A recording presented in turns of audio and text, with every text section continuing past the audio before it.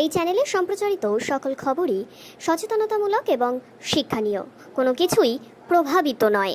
আগুন লাগার পর সেই আগুন লাগার জায়গায় কেন এত দেরি করে পুলিশ এবং দমকল পৌঁছায় সে নিয়েই কিন্তু এবার উঠছে প্রশ্ন।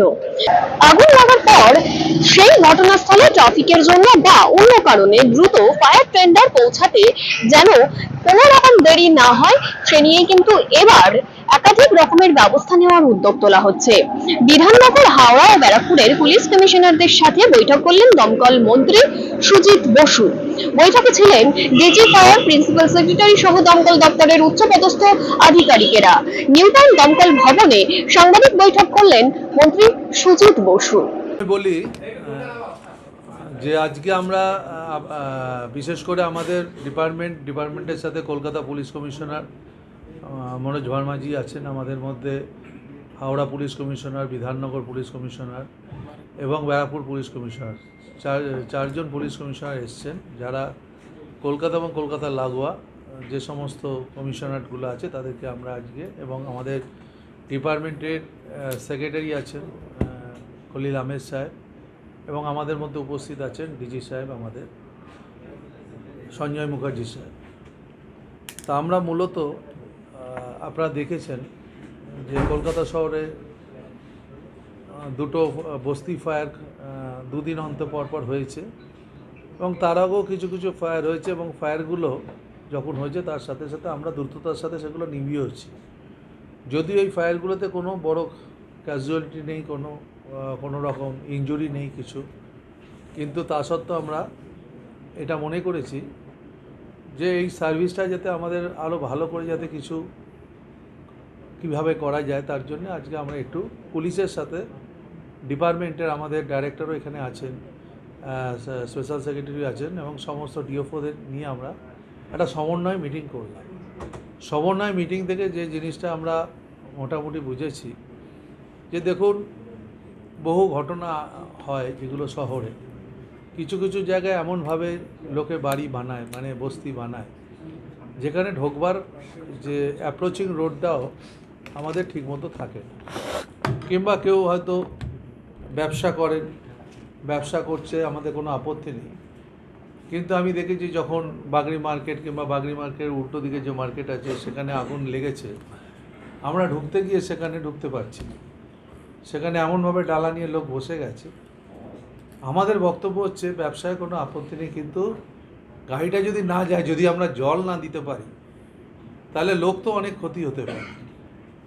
সেই জন্য আমরা আজকে কতগুলো ডিসিশান আমরা আজকে নিয়েছি, আরও বেশি করে যাতে ভালো করে মনিটরিং করা যায়, ভালো করে সবার সাথে লিয়াজও মেনটেন করে পুলিশ এবং দমকল একসাথে মিলে যৌথভাবে আমরা যাতে এই কাজগুলো করতে পারি। এমনকি বস্তিতেও যারা বসবাস করে, সেখানকারও যারা ছেলেরা থাকে, তারাও অনেক সময় আমরা দেখেছি যে একটা জায়গায় যখন কোনো আগুন লেগেছে, সেই বস্তির লোকেরা বালতি মগ সব নিয়ে তারা নেমে পড়ে, প্রাথমিকভাবে সবাই চেষ্টা করে।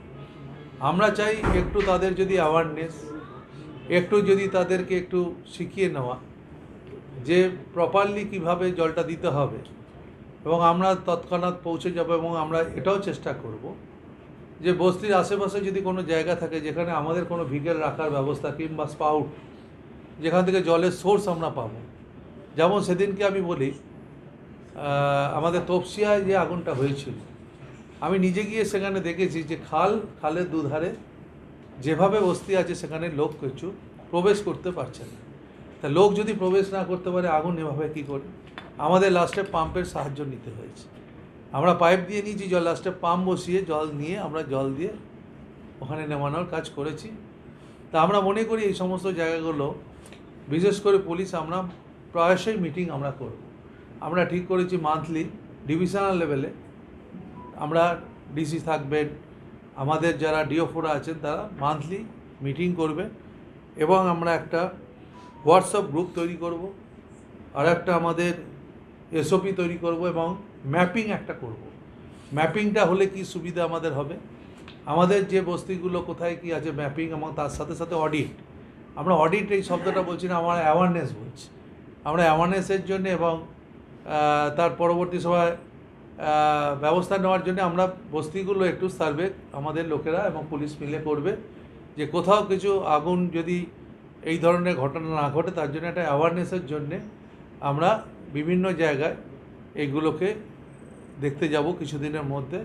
সামনে গঙ্গাসাগর আছে, আমাদের একটা টিম, সবাই তো গঙ্গাসাগর যাবে না, কিন্তু কিছু টিম আমাদের খুব দ্রুততার সাথে আমরা 1 তারিখ থেকে সম্ভবত আমরা নেওয়াবো এবং সেই নেবে, তারা দেখবে, তার সঙ্গে পুলিশও থাকবে। আর যেটা আমরা ওয়াটার সোর্সে করে পুলিশ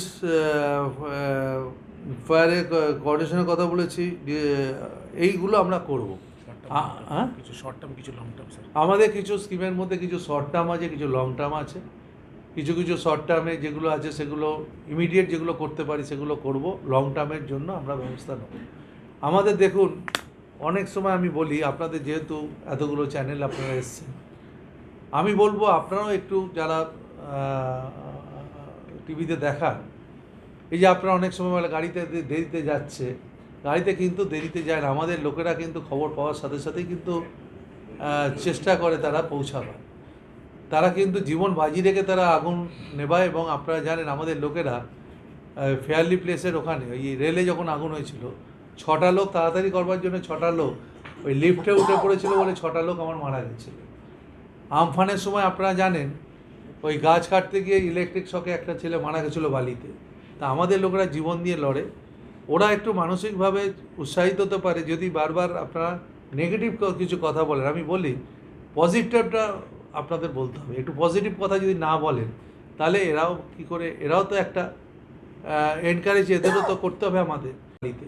তা আমাদের লোকেরা জীবন দিয়ে লড়ে, ওরা একটু মানসিকভাবে উৎসাহিত হতে পারে যদি বারবার আপনারা নেগেটিভ কিছু কথা বলেন। আমি বলি পজিটিভটা আপনাদের বলতে হবে, একটু পজিটিভ কথা যদি না বলেন তাহলে এরাও কী করে, এরাও তো একটা এনকারেজ এদেরও তো করতে হবে আমাদের।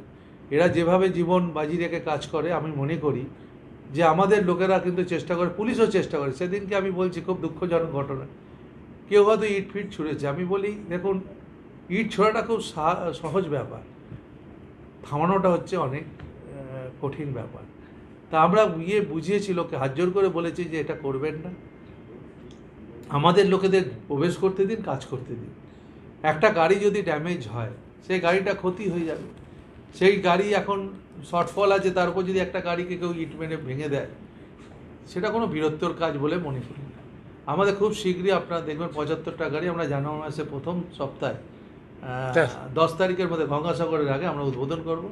মাননীয় মুখ্যমন্ত্রীকে জানাবো আমরা যে আমাদের গাড়িগুলো রেডি, 5 তারিখের মধ্যে হয়ে গেলেই জানাবো, ডেট পেলেই আমরা উদ্বোধন করে দেবো। এবং তার সাথে সাথে জঙ্গিপুর ফায়ার স্টেশনও আমরা চালু করব। আমাদের রাজ্যে এখন 164টা ফায়ার স্টেশন, আরও 2টো আমাদের যুক্ত হচ্ছে, একটা হচ্ছে জঙ্গিপুর আর একটা বর্ধমানে, পূর্ব বর্ধমানে হচ্ছে।